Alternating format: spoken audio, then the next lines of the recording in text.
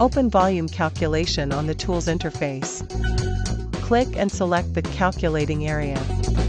Click New and add the points which can make up a plane.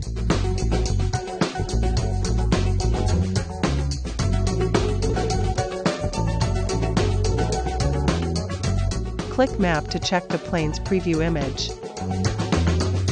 Set the file name. And click OK. Select the plane and click OK.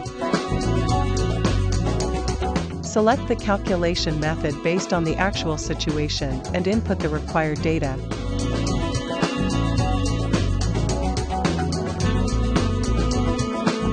Click Calculate to get the calculation results.